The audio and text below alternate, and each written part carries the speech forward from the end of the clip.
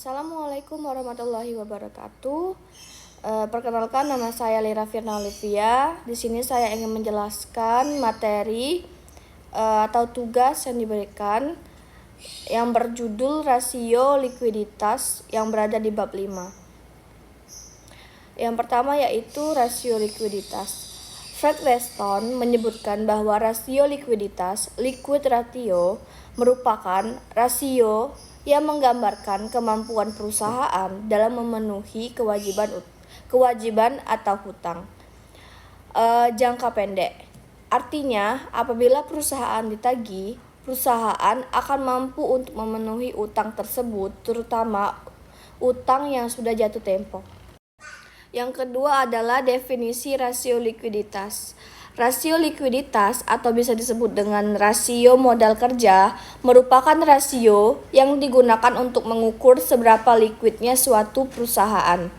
Caranya adalah dengan membandingkan komponen yang ada di neraca, yaitu total aktiva lancar dengan total pasiva lancar atau bisa disebut dengan utang jangka pendek. Rasio likuiditas berfungsi untuk menunjukkan atau mengukur kemampuan perusahaan dalam memenuhi kewajibannya yang sudah jatuh tempo, baik kewajiban kepada pihak luar perusahaan, likuiditas badan usaha, maupun di dalam perusahaan, likuiditas perusahaan. Yang ketiga adalah rasio likuiditas. Sebagai contoh, sebuah perusahaan memiliki utang yang segera jatuh tempo senilai 1 juta. Sementara aktiva lancar dimiliki perusahaan sebesar 1.200.000, maka perusahaan ini dikatakan liquid, artinya perusahaan mampu membayar uang tersebut. Sebaliknya, jika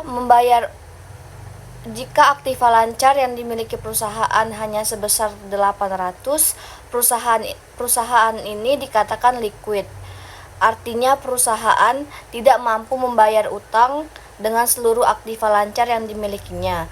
Perusahaan kekurangan sebesar 200 untuk menutupi utangnya. Selanjutnya adalah tujuan dan manfaat rasio likuiditas.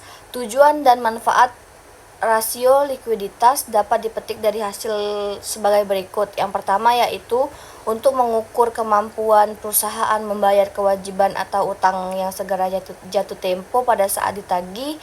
Yang kedua, untuk mengukur kemampuan perusahaan membayar kewajiban jangka pendek dengan aktiva lancar secara keseluruhan. Yang ketiga, untuk mengukur kemampuan perusahaan membayar kewajiban jangka pendek dengan aktiva lancar tanpa memperhitungkan sediaan atau piutang.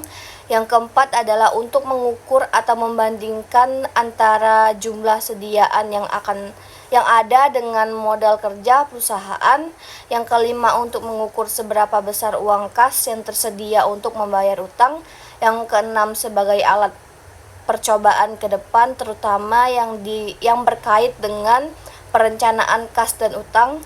Yang ketujuh, untuk melihat kondisi dan posisi likuiditas perusahaan dari waktu ke waktu dengan membandingkan untuk seberapa periode.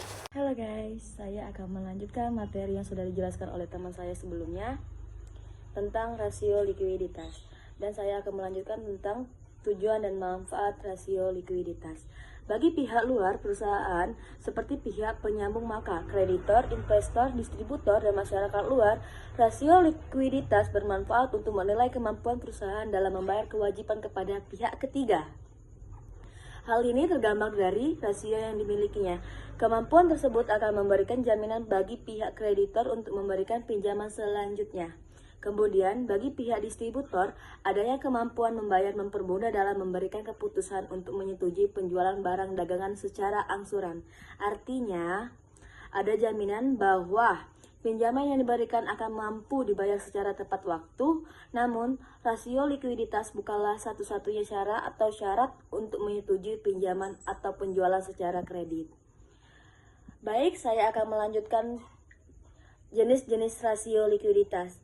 Sebelumnya, harus yang kalian ketahui, rasio likuiditas itu terdiri dari 5, yaitu rasio lancar atau current ratio, merupakan rasio untuk mengukur kemampuan perusahaan dalam membayar kewajiban jangka pendek atau hutang yang gerak jatuh tempo pada saat ditagih atau secara keseluruhan. 2. Rasio cepat atau quick ratio merupakan rasio yang menunjukkan kemampuan perusahaan dalam memenuhi atau membayar kewajiban atau utang jangka pendek dengan aktiva lancar tanpa memperhitungkan nilai persediaan atau inventory.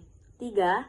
Rasio kas atau cash ratio merupakan alat yang digunakan untuk mengukur berapa besar uang kas yang tersedia untuk membayar utang. 4. Rasio perputaran kas atau cash turnover. Artinya, rasio ini digunakan untuk mengukur tingkat ketersediaan kas untuk membayar tagihan atau utang dan biaya-biaya yang berkaitan dengan penjualan. 5. Inventory to net working capital merupakan rasio yang digunakan untuk mengukur atau membandingkan antara jumlah sediaan yang ada dengan modal kerja perusahaan. Baik, selanjutnya saya akan menjelaskan tentang rumus-rumus rasio lancar. Dari penjelasan sebelumnya, apa saja rasio lancar?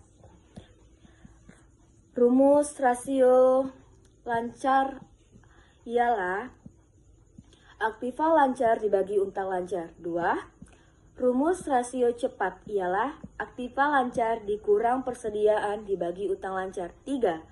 Rasio kas ialah kas ditambah bank dibagi utang lancar. 4. Rumus rasio perputaran kas. Total pendapatan dibagi ekuitas. 5. Rumus inventory to net working capital ialah persediaan dibagi dengan total aset lancar dikurang total hutang jangka pendek. Selanjutnya, hasil pengukuran rasio likuiditas. Dari 5 rasio yang sebelumnya ialah current ratio, quick ratio, cash ratio, cash turnover ratio, inventory to net working capital. Itu ada standar industri. Standar industri current ratio ialah 2 kali, quick ratio ialah 1,5 kali, cash ratio ialah 50%, dan 4, cash turnover 10%, inventory to net working capital ialah 12%. Sekian. Oke, materi selanjutnya adalah hasil pengukuran.